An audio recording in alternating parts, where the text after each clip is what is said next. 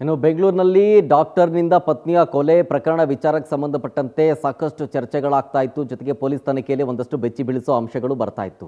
So ಈಗ ಕೊಲೆಯಾದ ಮಗಳು ಕೃತಿಕಾ ರೆಡ್ಡಿ ಇದ್ದಾರಲ್ಲ, ಅವರನ್ನ ನೆನೆದು ತಾಯಿ ಕಣ್ಣೀರಾಗ್ತಾ ಮಾತನಾಡಿದ್ರು ಸೌಜನ್ಯ ಅವರು. ಹಾಗಾದ್ರೆ ಏನೇನಂತಂದ್ರು ಇದ್ರ ಬಗ್ಗೆ ಬನ್ನಿ ತೋರಿಸ್ತೀನಿ.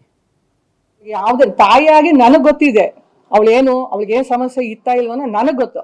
ಇವನ್ ಬಂದಿರೋದು 11 ತಿಂಗಳು ಅವಳು ನೋಡಿರೋದು, ಮದುವೆಯಾಗಿ 11 ತಿಂಗಳು. ಏನ್ ಗೊತ್ತು ಅವನ್ಗೆ ನನ್ನ ಮಗಳ ಬಗ್ಗೆ? ಯಾವ ತರ ಕಾಯಿಲೆನೂ ಇಲ್ಲ ಅವಳಿಗೆ. ಅದನ್ನ ನಾನು ಕ್ಲಾರಿಫೈ ಮಾಡ್ತೀನಿ. ಎಂತ ಕಾಯಿಲೆನೂ ಇರ್ಲಿಲ್ಲ ಅವಳಿಗೆ, ಏನು ಇರ್ಲಿಲ್ಲ. ಫಸ್ಟ್ ಕ್ಲಾಸ್ ಆಗಿದ್ಲು, ಎಲ್ಲ ಕೆಲಸ ಮಾಡ್ತಿದ್ಲು. ರಾಯಚೂರಲ್ಲಿ ಕೂಡ 3 ವರ್ಷ ಅವಳು ಒಬ್ಳೆ ಇದ್ದು MD ಮುಗಿಸ್ಕೊಂಡ್ ಬಂದಿದ್ದಾಳೆ. ಅಂತ ಹುಡುಗಿಗೆ ಯಾವಾಗ್ಲೂ ವಾಮಿಟು ಅಜೀರ್ಣ ಅಂತಿದ್ರೆ ನಾನು ಇನ್ನೊಂದು ಕೇಳ್ತೀನಿ, ಅಜೀರ್ಣ ಏನೋ ಇರ್ಲಿ ಹೆಂಡತಿಗೆ, ಇವನು ಮರ್ಡರ್ ಮಾಡೋಕೆ ಯಾರು ಅಧಿಕಾರ ಕೊಟ್ರು ಇವನ್ಗೆ? ಇವ್ರು ಎಲ್ಲರೂ ಇವಾಗ ಸಹಜ ಅದು, ಯಾವುದೇ ಒಂದು ಗಂಡನ್ಗೋ ಹೆಂಡತಿಗೋ ಯಾವುದೋ ಒಂದು ಕಾಯಿಲೆ ಬರುತ್ತೆ ಅಂದ ಮಾತ್ರಕ್ಕೆ ಎಲ್ಲರೂ ಗಂಡ ಹೆಂಡತಿನ ಗಂಡ ಕೊಂದ್ಕೊಂಡ್ಬಿಟ್ಟಿದಾರ ಎಲ್ರು? ಇಲ್ಲ ಅಲ್ವಾ? ಅದನ್ನ ನೀನು ಸರಿಯಾಗಿದ್ದವನಾಗಿದ್ರೆ ಅಕಸ್ಮಾತ್ ಪ್ರಾಬ್ಲಮ್ ಇದ್ರೂ ನೀನ್ ತೋರ್ಸ್ಬೇಕಾಗಿತ್ತು, ಅಥವಾ ನಮಗ್ ಹೇಳ್ಬೇಕಾಗಿತ್ತು. ನಿನಗೆ ಅಧಿಕಾರ ಕೊಟ್ಟವ್ರು ಯಾರು? ಪ್ರಾಣ ತೆಗಿಯಕ್ಕೆ ಅಧಿಕಾರ ಕೊಟ್ಟವ್ರು ಯಾರು ಇವನ್ಗೆ? ನಮಗ್ ಯಾರಿಗೂ ಡೌಟ್ ಬಂದಿಲ್ಲ. ನಾನು ಅದನ್ನೇ ಹೇಳ್ತಾ ರಿಪೀಟ್ ಮಾಡ್ತೀನಿ, ಅವ್ನು ಹೆಂಗ್ ನಡ್ಕೊಂಡಿದ್ದಾನೆ ಅಂದ್ರೆ ಯಾರಿಗೂ ಡೌಟ್ ಬಂದಿಲ್ಲ, ನಮಗೂ ಬಂದಿಲ್ಲ, ಅವಳಿಗೂ ಬಂದಿಲ್ಲ. ಸೈಲೆಂಟ್ ಕಿಲ್ಲರ್ ಅವನು, ಸೈಲೆಂಟ್ ಕಿಲ್ಲರ್. ಆವಾಗ ಅನುಮಾನ ಬಂದಿದ್ದಕ್ಕೆ ಮತ್ತೆ ನಾವು ಪೋಸ್ಟ್ ಮಾರ್ಟಮ್ಗೆ ಕೊಟ್ಟಿದ್ದು. ಹೌದೌದು, ತುಂಬಾ ಇನ್ಸಿಸ್ಟ್ ಮಾಡಿದ್ದಾರೆ.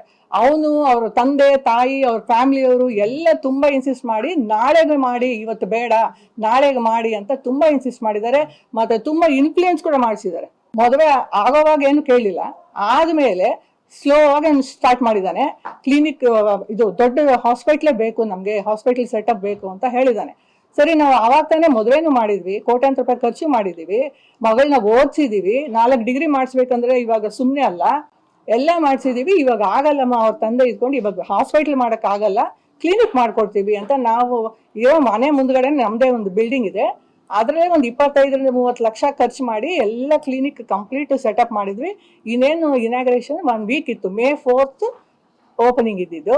ಎಲ್ಲ ಇದು ಅರೇಂಜ್ಮೆಂಟ್ ಆಗೋಗಿತ್ತು. ಆ ಹುಡುಗಿ 24 ಗಂಟೆ ಲ್ಯಾಪ್ಟಾಪ್ ಮುಂದೆ ಕೂತ್ಕೊಂಡು ಅದನ್ನೇ ವರ್ಕ್ ಮಾಡ್ತಾ ಇದ್ಲು. ಇವನು ಒಂದು ಚೂರು ಅದ್ರಲ್ಲಿ ಇಂಟ್ರೆಸ್ಟ್ ತೋರಿಸಿಲ್ಲ, ಕ್ಲಿನಿಕ್ ಬಗ್ಗೆ ಒಂದು ಚೂರು ಇಂಟ್ರೆಸ್ಟ್ ತೋರಿಸಿಲ್ಲ. ಅವನಿಗೂ ಸಹ ಮಾಡಿದ್ವಿ, ಇವಳಿಗೊಬ್ಬಳಿಗೆ ಅಲ್ಲ, ಅವನಿಗೂ ಒಂದು, ಯಾಕೆಂದ್ರೆ ಅವ್ನು surgeon, major OT, minor OT, ಅವನಿಗೊಂದು ಕ್ಯಾಬಿನ್, ಎಲ್ಲಾನು ಮಾಡಿದ್ವಿ. ಅದರಲ್ಲಿ ತಿಳ್ದಂಗೆ ಕೊಟ್ಟಿಲ್ಲ. ಅವನು ಮದುವೆ ಆದಾಗಿಂದ ಟ್ರೈ ಮಾಡಿದ್ದಾನೆ ಇದಕ್ಕೆ, ಅವಳನ್ನ ಕೊಲೆ ಮಾಡೋದಕ್ಕೆ ಟ್ರೈ ಮಾಡಿದ್ದಾನೆ. ಅವನು ಇನ್ಸುಲಿನ್ ಡ್ರಾಪ್ ಆಗೋ ತರ ಇನ್ಸುಲಿನ್ ಕೂಡ ಕೊಟ್ಟಿದ್ದಾನೆ. ಲಾಂಗ್ ಟರ್ಮ್ ಟ್ರೀಟ್ಮೆಂಟ್ ಕೊಡೋ ಅಷ್ಟು ನಮ್ಮ ಮಗಳಿಗೆ ಯಾವ ಕಾಯಿಲೆನೂ ಇರ್ಲಿಲ್ಲ, ಕ್ರಾನಿಕ್ ಡಿಸೀಸ್ ಏನೂ ಇಲ್ಲ ಅವಳಿಗೆ. ಅವನೇನ್ ಮಾಡಿದಾನೆ, ಮದುವೆ ಆದಾಗಿಂದ ಅವ್ನಿಗೆ ಈ ಉದ್ದೇಶ ಇತ್ತು ಅಂತ ಅನ್ಸುತ್ತೆ. ನಮ್ಗೆ ಯಾರಿಗೂ ಗೊತ್ತಿಲ್ಲ, ಅವಳಿಗೂ ಗೊತ್ತಿಲ್ಲ, ಅವಳಿಗೆ ಗೊತ್ತೇ ಆಗಿಲ್ಲ ಪಾಪ. ಅವನೇನ್ ಮಾಡ್ಕೊಂಡ್ಬಂದ ಸ್ಲೋ ಆಗಿ, ಅಕ್ಟೋಬರ್ ಇಂದ ಶುರು ಆಗಿದೆ ಇದು. ಮದುವೆ ಆಗಿದ್ದು ಮೇನಲ್ಲಿ, ಅಕ್ಟೋಬರ್ ಇಂದ ಅವನೇನ್ ಮಾಡಿದಾನೆ, ಇನ್ಸುಲಿನ್ ಡ್ರಾಪ್ ಆಗೋ ತರ ಕೂಡ ಏನೋ ಮಾಡಿದ್ದಾನೆ. ಅವಳು ಹೇಳ್ತಿದ್ಲು, ರಾತ್ರಿ ಹೊತ್ತು ಅವ್ರ ಆಂಟಿಗೂ ಹೇಳಿದ್ದಾರೆ, ಅವ್ರ ತಂದೆಗೂ ಹೇಳಿದಾಳೆ, ರಾತ್ರಿ ಹೊತ್ತು ಮಲಗಿದ್ದಾಗ ಬಟಕ್ಸ್ ಅಲ್ಲಿ ಏನೋ ಚುಚ್ಚಿದ ಪ್ರಿಕ್ ಮಾಡ್ದಂಗೆ ಆಗತ್ತೆ ಅಂತ ಹೇಳ್ಕೊಂಡಿದ್ದಾಳೆ. ನಮಗ್ ಗೊತ್ತಾಗಿಲ್ಲ ಅದು.